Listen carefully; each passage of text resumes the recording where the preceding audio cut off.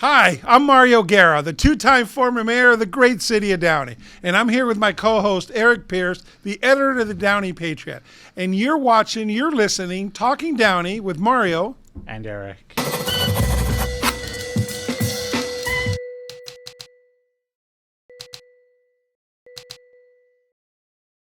Eric, you want to introduce our guest? Absolutely. It was always nice when we have somebody with us, joining us. It's nice to have a guest. Our guest today is District 1 City Council candidate Ramon Casas Jr. Did I pronounce that correctly? Correct. Yes, you did. Thank you for being here. We're excited to have you. This is part of our series of talking with city council candidates, getting to know who's running for office, and giving voters a chance to learn about their candidates. So let's start. Can you tell us a little bit about yourself and why you're running for office? Yeah. You don't have to lean forward. Yeah, he'll pick it up. It's good. I'm Ramon Casas Jr. I'm a third-generation Downey resident. I'm very passionate about the city of Downey. It's very dear to my heart. My parents grew up in Downey, my grandparents as well. Now I have a beautiful daughter, Olivia. She's 3 years old, and I'm raising her in the city of Downey. I have a daughter named Olivia, too. Oh, do you really? Yeah, we do. Yeah, absolutely. That's fantastic. Yeah. So, to be quite frank with you, when my father passed away about 3 years ago due to COVID, I felt very drawn to the city of Downey again. Mm-hmm. This is where all of my great memories were established. So, once I moved back into Downey, I wanted to make a major impact and help develop the city in many facets. So I decided to run for city council in order to make a positive change and in order to implement positive growth within Downey. I consider myself a man of God, a family man, and I believe I'm the true conservative in this political race. Okay. So, by the way, District 1 is Southeast Downey, okay? This is the same seat that had been Blanca Pacheco when she was on the council. She resigned that seat, which left this opening when she was elected to the State Assembly. So this is an open seat right now, so there is no incumbents. And we have three candidates running. Ramon is two out of the three that have decided to come on. So thank you for being here. So Ramon, tell us, what do you think are the biggest issues facing Downey today? Well, I've noticed that there has been an influx of crime, actually. There's been an uptick statistically. I've seen some illegal activity occurring in the city, street races, illegal street vendors. Some fights break out in downtown Downey. I witnessed those. A lot. I consistently hear on the news drunk drivers passing away in the city of Downey. There's been a reoccurring theme in that regard. And I feel like we need to have more of a police presence in order to encourage safety in the city. I promote safety first. And I think if you do hire and train new police officers or recruit them laterally, that it would be a proactive measure in order to keep the city safe. So that's one. There are quite a bit. I have a plan for Downey called the Downtown Downey Revitalization Plan. The downtown area is quite blighted. It's very outdated. I've been a witness to that. I do still enjoy it. I've always enjoyed downtown Downey since I was a kid. But we don't have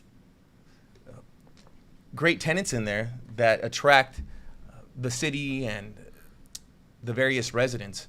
So I think we need to invest infrastructurally. And if the money is limited in regard to the public funds, then we need to bring in private equity.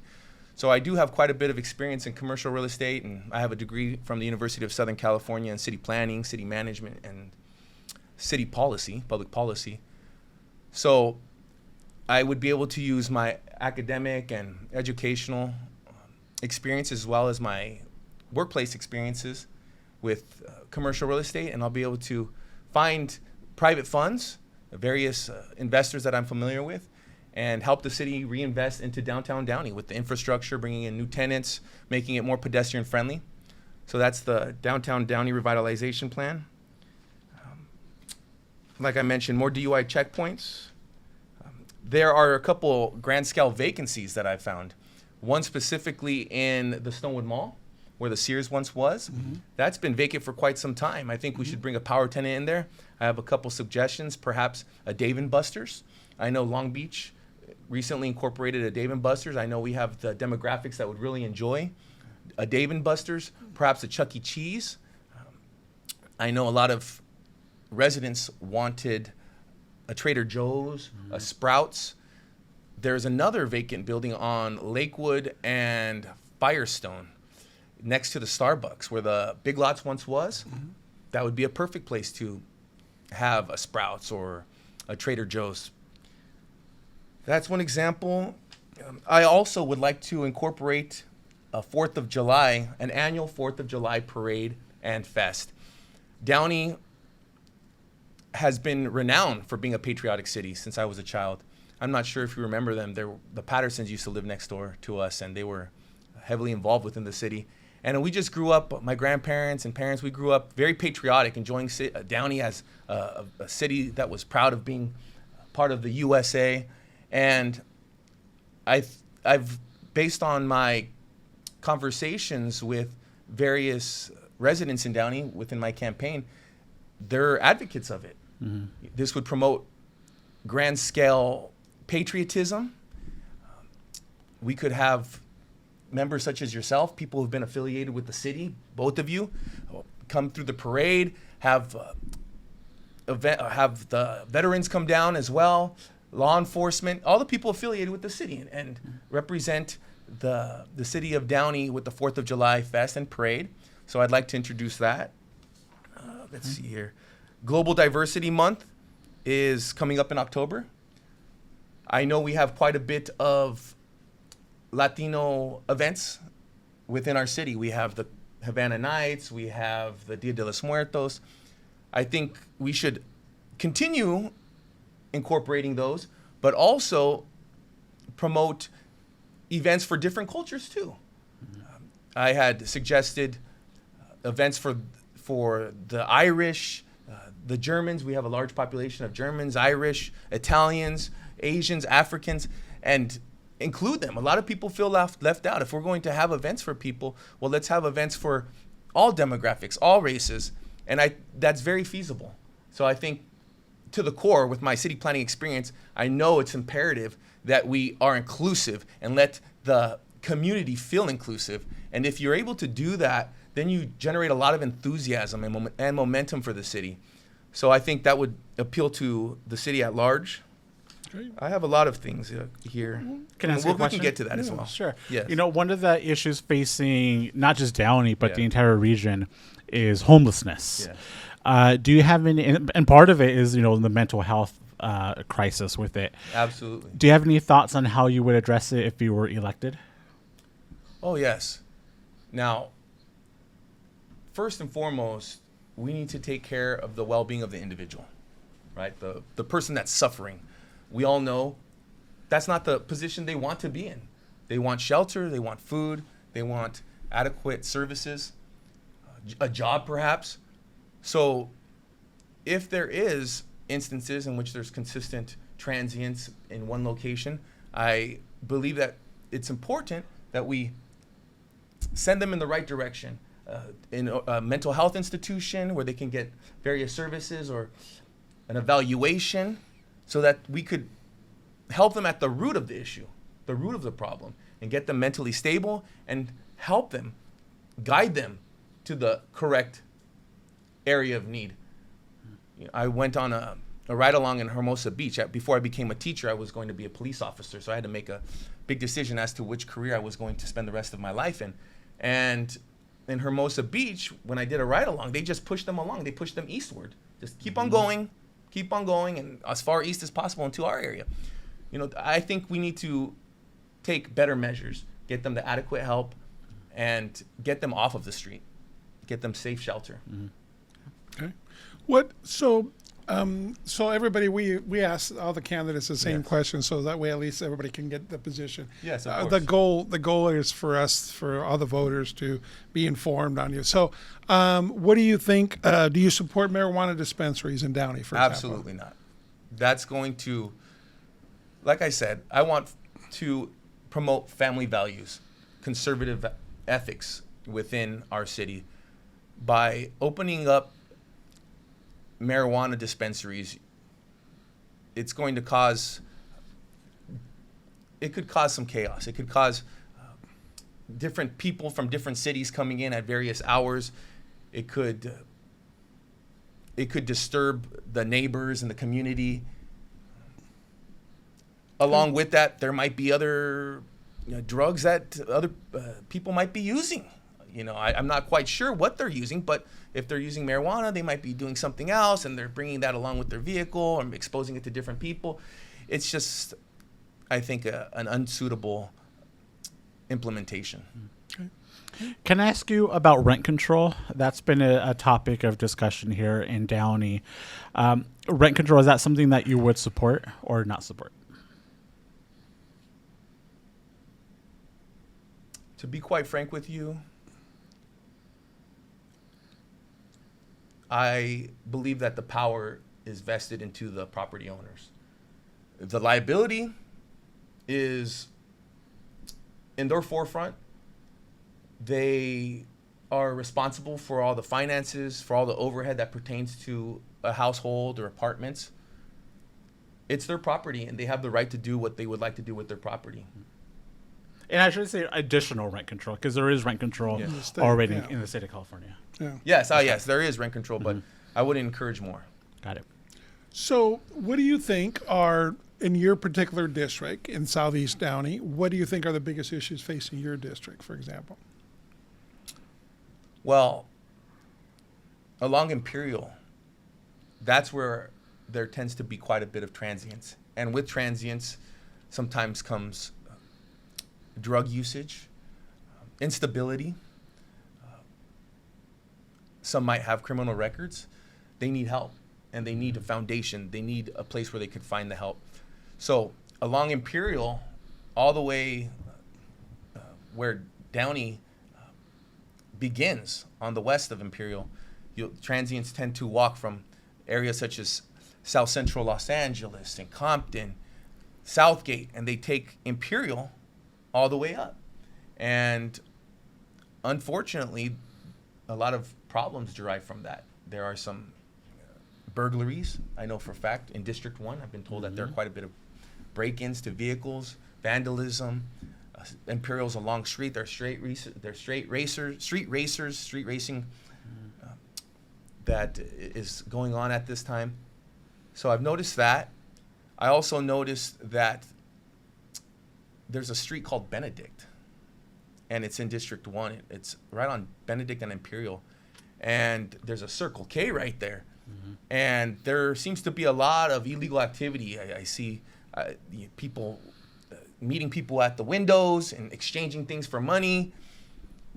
I take my daughter there to go get milk or orange juice. Yesterday we just went and bought a couple Gatorades. It was safer yesterday, but even a couple people looked a little uneasy and suspicious in their activities. I've heard that along Benedict some illegal activity goes on as well. So I'd like to get that cleaned up. I don't see enough police officers patrolling. And I think that's critical to take that proactive measure. Oh, also, right where Pete's is, right on Woodruff, right there are RVs that are camped out. They've been there for quite some time. And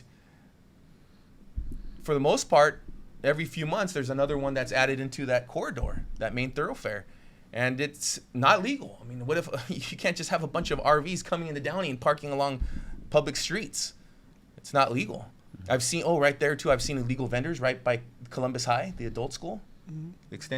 I've seen street vendors right there taking up sidewalks. My parents really started a business called El Ranchito Markets, two of them, one in Hollywood, one in Pomona. Then later my grandparents invested with us. They did it legally, the right way. They worked hard. They got all the permits. They got all the licenses. And they were so proud of doing it the right way in America, the USA. What a dream come true to open up your own business in the USA. They did it the right way. So illegal activity shouldn't be encouraged. It's simply illegal. They shouldn't be able to just set up shop and sell their products along the street if it's illegal. Yeah. So something that's kind of a little bit of breaking news on it. Our police chief just announced that she's going to be retiring at the end of the year. What are your thoughts on our police department and our chief in general? First and foremost, safety first.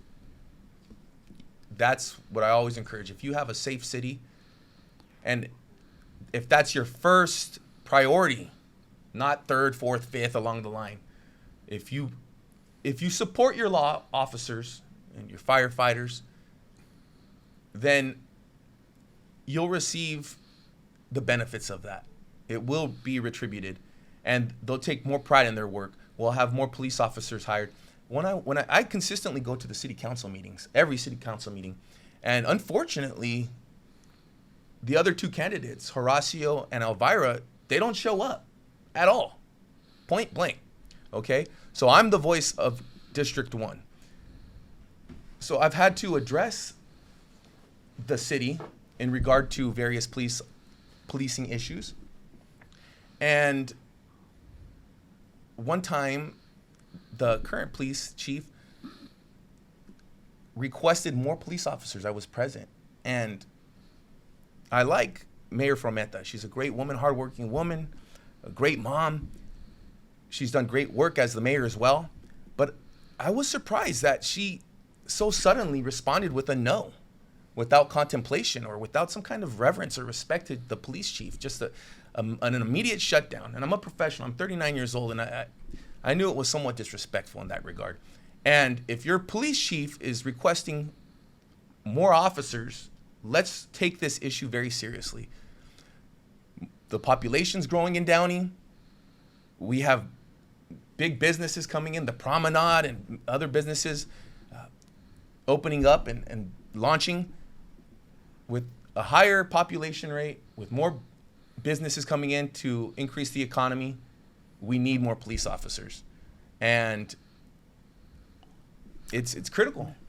You mentioned your two opponents. Yes. What do you think makes you the better candidate? First and foremost, I'm the conservative. I'm a conservative candidate. I care about maintaining the values of Downey, the family values that we had and we once had. Also, with the mere act of showing up to council meetings and being the voice of our city, being the voice of District 1 as well, specifically, I find that my campaign is very genuine. I have a great platform. I have so many great proposals, great plans. I have a degree, a college degree from, at one time, one of the best policy schools in the United States of America and in the world, the Sol Price School of Public Policy. I have a college degree from USC.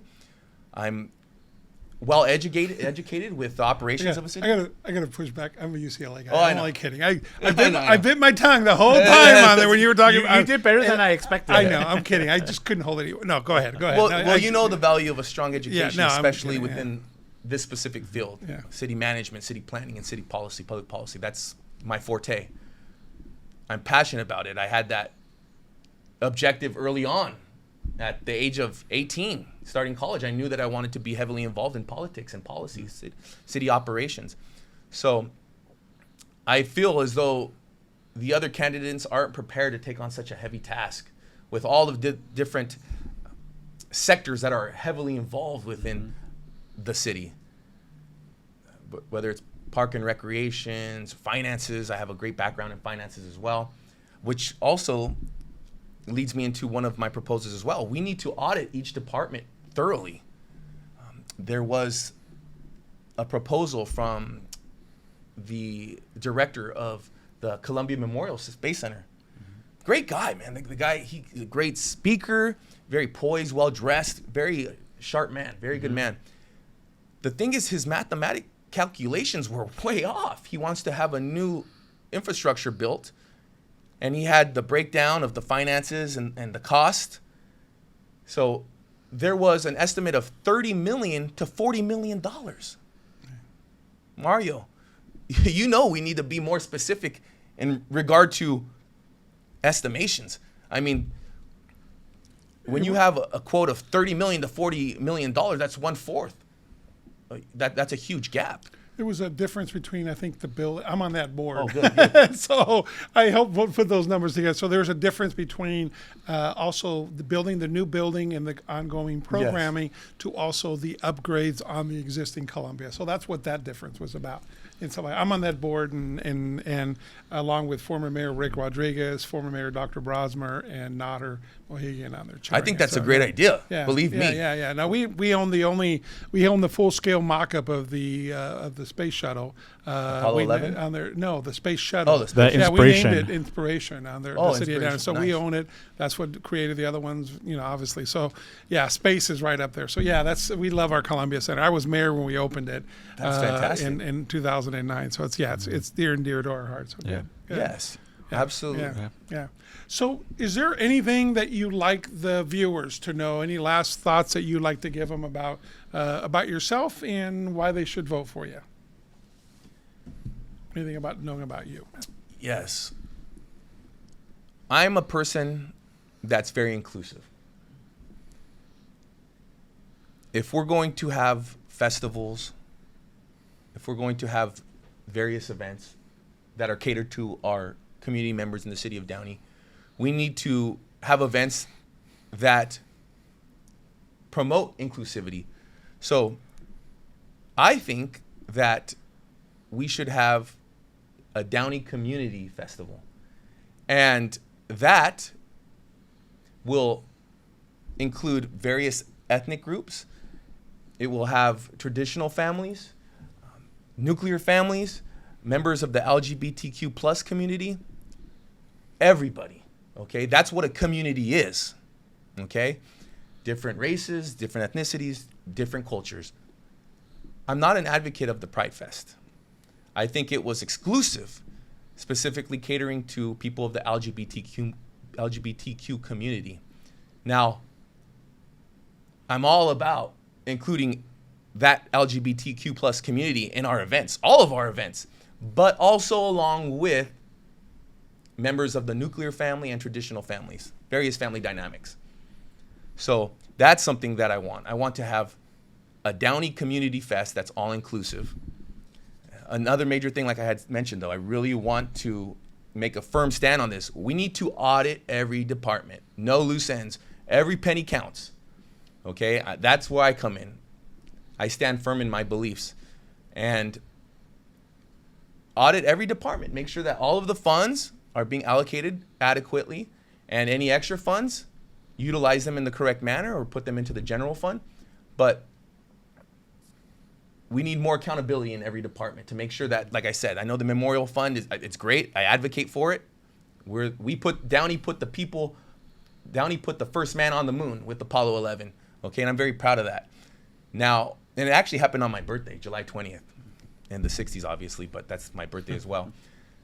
So, but that discrepancy, $30 to $40 million. Where else is this happening? In what other department? 20 to 30 million. No, we need to be specific with the allocation of our funds and use the funds in various ways that will support an inclusive community. Okay, great. Okay. We thank you for being on here. Yeah, we appreciate like we it. mentioned earlier, we gave this opportunity to every candidate. Not every candidate took up the offer, but we do appreciate that you were able to speak to us, speak to the voters, and give people a little bit more insight into what you want to do for Downey. Yeah. In your district, Mr. Ortiz also did come, Horacio Ortiz and yourself. So we had 2/3 of it. Elvira chose not to. And in District 3, we had Ms. Pemberton and Mr. Valle chose to attend. and Gil Legaspi did not. So at least 2 of the candidates out of the 6 that didn't. So I think our residents can at least get the opportunity to get to know you folks and see. So thank you for being on here, folks. We're going to drop these in a row on Talking Downey, both wherever you get your podcasts, on YouTube, on Apple, Spotify, and we appreciate you watching and listening. Hope that this series has been informative for you, has given you an idea of who our candidates are. It's going to be very specific. The election in November, people in District 1 are going to get one ballot. There's only one thing to vote for, one of the 3 there for the city council. The same thing will happen in District 3. So this is a special election, so it's very important that you go out there and vote, because you will not have, there's nothing else on the ballot, but for us as a resident in the city of Downey, it's very important that we make the right choices. So you in District 1 will have an opportunity to vote for one of these officials to become your next elected official. So thank you for listening in. Thank you for tuning in. And I hope you enjoyed our podcast. Thanks for listening to Talking Downey with Mario and Eric.